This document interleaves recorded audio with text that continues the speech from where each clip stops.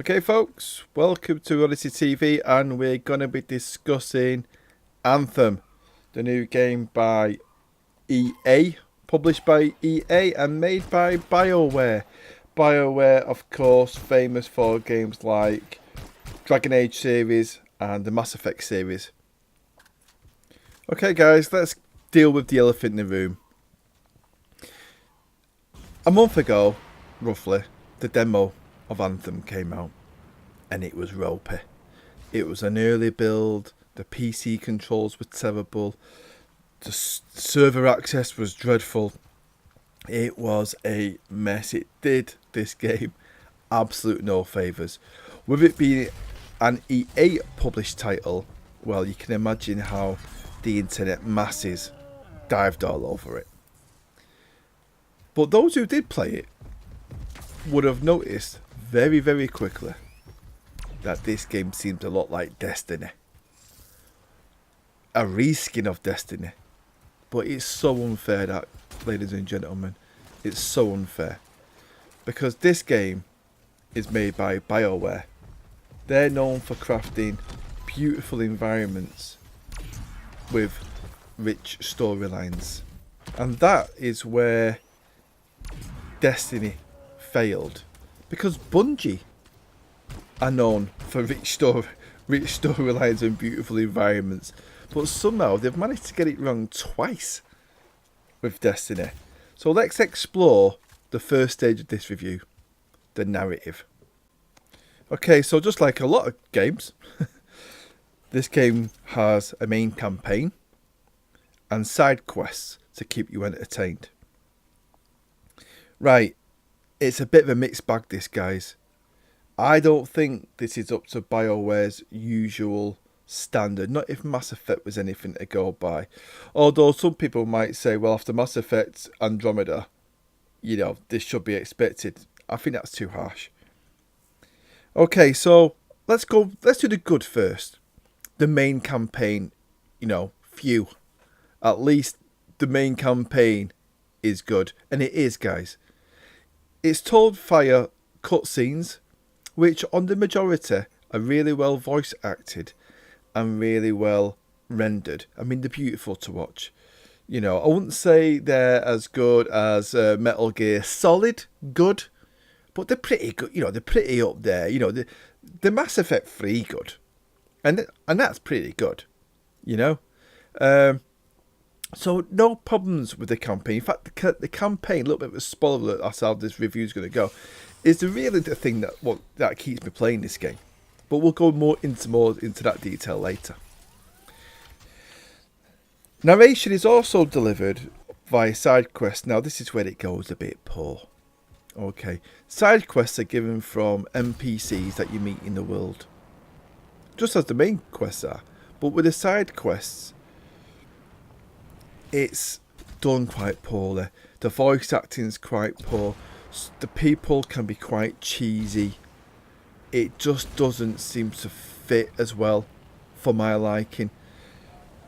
And the main other way that the narrative of the story is provided is through lore objects. That's what I'm going to call them. You know, those kind of collectibles you get when you're walking around. Like, you know, you pick up an object and it tells you a little bit about it and where it's from.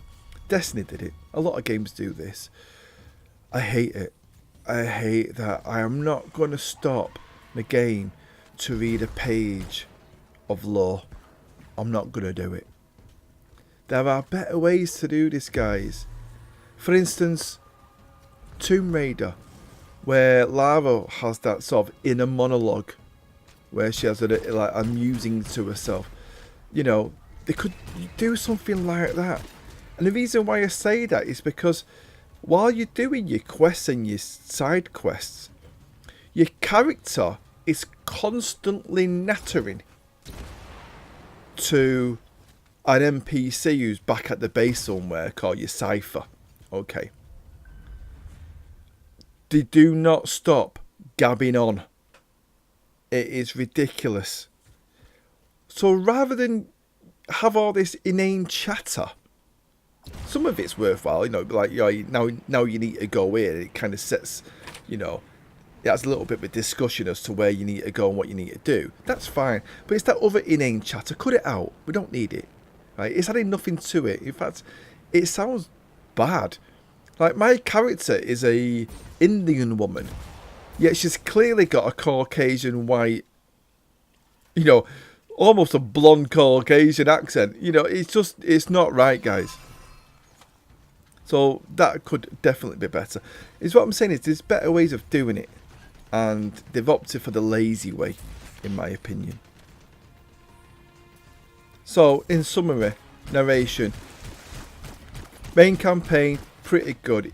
It's making me want to go back and play more, just to see how it goes. Okay. Moving on to gameplay. Right, there's various elements in the gameplay. It's obviously a shooter. Okay, you've got abilities. There's a nice little combo system been mixed into the mix there with the fighting. It feels good. It's like, you know, it's basically an Iron Man game. I'm surprised bloody Marvel aren't suing the ass out of Anthem. So the actual game itself, the missions, they're fun. They're a bit repetitive though. For instance, I'm a level 10 character, and so far the missions have been quite fun. However, I was watching a live YouTube live stream, and it had a level 30 character. The missions that they were doing were pretty much exactly the same missions that I've been doing myself so far. Some catch me, you know, some fetch me, carry me kind of quests. Pick up these orbs and drop them in this area type of quests. That's a bit worrying, isn't it? A bit worrying. Again, we'll hit this up a bit more in the summary. So you've got fighting, you've got flying, you've got exploration, especially on the free mode, the free roam mode, where you can actually go onto the map and just have a good old roam around. There is lots to see, lots to do, but it's mainly, guys, to collect crafting materials. And there's some bad guys dotted about, you know, where you can practice with some loadouts as well. It's functional, and there are some nice little surprises and things to do, and it really shows off the beautiful environments. You've got your day, your night scenes. You've got these beautiful little glowing sort of nature artifacts around and about. You know, it's a nice world to be in, the world of Anthem. But then you've got strange little choices. You go into what's known as, you know, what I'm calling the base area. Okay, mission, you know, you finish your mission, you go back to your home base. Oh my god, guys, this is so dull. You go back to this base, it you know, you load into it, and you know it's dotted with NPCs to go around and talk to. The voice acting is terrible. The script is terrible. It's jarring. You can only pretty much do a walk or a slightly faster walk, which means you've got to walk everywhere to talk to these people, and sometimes they don't even give you a mission anyway. It's just to say hello. Oh my god, guys. What were they thinking? So they've mixed co-op gameplay with single player elements, because unlike Destiny, where you go back to sort of the home base there, but you go with all your party where you could show each of your new dance moves and emoticons, and you know, just do what you need to do a bit of trading, get rid of some engrams, what have you in Destiny. In this, you go back in single player mode. So they've mixed single player with a bit of co-op. It's odd. Doesn't really feel right, because then you've got to be match made together again. Strange. What's even stranger is that after sort of level 3, level 4 or something, you also unlock this area called like the launch bay, I think it's called, where it's got like 90% of the elements of the main base, but this time it's PV. You know, there's other people there, but it's like a dojo, so it's just like one big room where you can seriously, where you can change your loadout, take a few sort of daily missions, or you know, stuff like that. What's that about? But you can't launch your missions from there. You've actually go back to the base to launch. It's insane. It just seems some very strange decisions have been made there. So, we will get to some good bits, I promise. But let's just for the moment continue with some of the negatives. I'm trying to bathtub this, guys, but the dip in this particular bathtub goes pretty low. In between your main missions, your side missions, go into what's called the Forge, where you can change your loadouts. Go into the base, go into the launch pad, and back and forth between all these various elements. You have to load into them. Oh my god. This game will quickly be known as the loading simulator. The first time I played this game was PC. With just a normal hard drive. It wasn't even a normal hard drive, it's actually quite a quick one. It's a 7200 or 600 RPM hard drive. Oh my god, it was slow. So I thought, I can't be having this. Stick it on an SSD instead.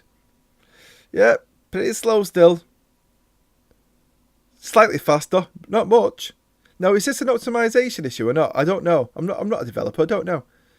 But oh my god, the loading screens are extensive. And because you can't do anything without going into a loading screen, it means that you're hitting a loading screen often. Now, that sounds pretty bad, doesn't it? Let's be honest, it sounds pretty bad, that. Okay, well, it's going to get worse. Believe it or not, when you're in a mission or a side quest, whatever, what in this game they call an expedition, so whether it's a campaign expedition or a side quest expedition, it makes no odds. If your other players go off on a bit of a, they go off to the objective, and you, for example, just fancy going, hang on a minute, I won't mind just having a little explore around there, or maybe just pick up some of the loot, or pick up some of the crafting materials that are lying around. The game quickly goes, you have now gone outside the gameplay area, or the mission area, because your other players that you're with have gone ahead. And if you do not get back into range quick enough, guess what? You're not going to believe it. It puts you into a loading screen, where it loads you into the vicinity of where the play is now. Oh, can you believe? I mean, what? What? Whose idea was that? It's crazy. Listen, if I want to stay behind, let me stay behind. Give me that option. Give me that freedom. If I want to go racing ahead and therefore put myself in tons and tons of danger, then let me do that. This is just criminally insane. So the loading screens, guys. If you get into this game and you get invested into this game, beware. There's lots of loading screens.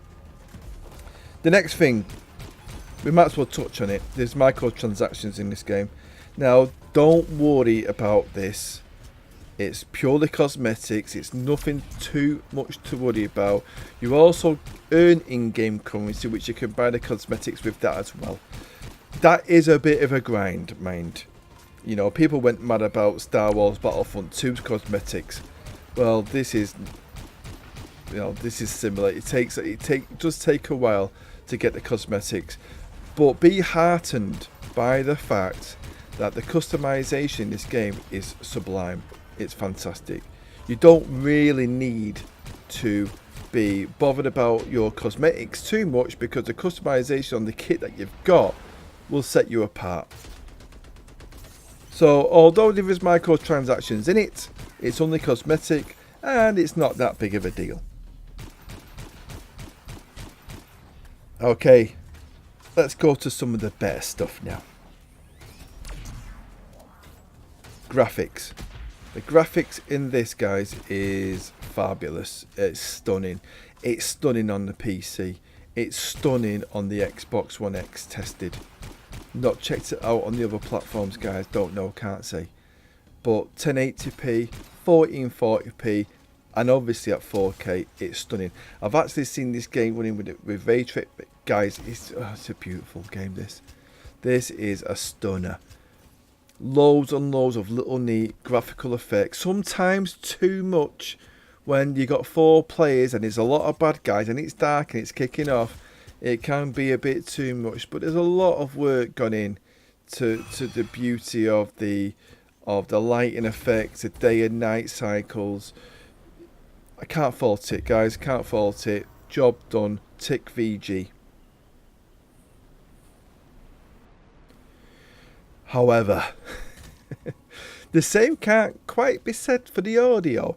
I've already touched on the fact that the voice acting and the scripting can be a bit dodgy. But unlike Destiny and Bungie, the symphony, orchestra, background music that they have, well, I wouldn't say it's bad in Anthem. I would just say it's functional. So it's, it's average to good. Some of the guns feel like they pack a bit of a punch, some don't. As the action ramps up, or that kind of tension music might come into the background, it's just all a bit okay. I won't say meh, but it's okay. Nothing wrong with it. Does what it needs to do. And again, the audio can be a bit crazy when there's so much going off, especially with the inane chatter of of your character talking to that mysterious person back at base. It can all get a little bit too much at times. They could have done with dialing it down a little bit. But okay, so far so good. Nothing to write home about. Okay, picking up from what a lot of people have been banging on about on Twitter and different forums and the usual kind of anti-EA or whatever hate. Of any game that's got a bit of hype, there's always an anti-wave of hate. I'm not going to get into that because I think it's stupid and pathetic. But one of the things that they were complaining about on the PC version was the UI and the navigation of it. Guys, don't worry about it, it's fine. It's Q&E, to move across the menus, escape to go back, mouse to select. It really couldn't be easier, if I'm honest with you. Well, it can, because this is the interesting thing. I'm normally a mouse and keyboard player. Certain games I like to use a control pad. This is one of them. This game, although it's perfectly serviceable as a PC game, it is better, in my opinion, with a controller. Whether that's a 360 controller or an Xbox One controller or whatever controller that you might have in between, I don't know. But I can fly better with the controller. I can shoot just as well. Well, excuse me, without any issues. Yeah, and you know what? It does kind of let navigation of the controls of the unit interface a bit better as well. Okay. No, don't worry if you haven't got a controller. I saw one guy, I'll just say this story real quick. One guy on Twitter or Facebook or something saying, it's not the point, we shouldn't have to buy a controller to play. It's about money. Some of us haven't got the money to buy controllers. Hang on a minute, you probably bought like a £1,500 PC, but you can't afford a $20 controller. Give me a break. Roughly 19 minutes or so of this review, so I'm going to start summing up with the last thing. Longevity. Having seen that person play level 30 character, I'm wondering how much longevity is in this game. How repetitive will this game get? Because at least in Destiny, the campaign did feel different as you were playing through it. This, I don't know. So far, the cutscenes and the main campaign narrative is kind of edging me through because I want to see what's coming next in the story. But once that's done, will I be done with it? I don't know. Probably. I mean, my cynical side of me says, yeah, I think I will be. So longevity in this game is going to be a real factor. It's going to need lots of content and often and a variety of content to keep this game interested, because otherwise what's the grind for, Yes, there are some dungeons. I'm expecting raids to come into this game without a shadow of a doubt. So there may be something there But I find this to be a problem with all games like this. Destiny suffered from it. Division suffers from it. For me, Warframe suffers from it as well. Oh my god, it's lagging off Warframe. No. Yeah. All right. They all suffer from this. It's not as easy as just producing another quick mission like it is on World of Warcraft. These takes, you know, it takes effort from a developer to make these missions, and I just don't think they can push them out as quickly as they'd like at the quality we'd expect. It's easy to just copy and paste the missions if they're all the same type of missions, but who wants that? So longevity is going to be an issue, guys. I suspect. However, the gameplay itself, the game mechanics are superb. I love flying around. It makes you feel like a badass. The guns feel pretty good to shoot. I love the abilities. I love chaining the combos. I love working with my teammates to create bigger combos. There's elements to it that I really love. Is it a day one purchase? I can't recommend it as a day one purchase, not until we know more about it. So I want to know what is the longevity of this game. Is it worth the full price? I hate to say it, but I'm not sure. Now I've got Origin Premier Access, so I don't mind paying my subscription because I get a lot of other games that I couldn't be asked buying before. So, do you know what? I'm not sure, guys. If I had to give this a rating, I'd probably go about 6.5 out of 10. Okay. It's not dull, it's not boring yet, and there's enough for me to be cracking on with.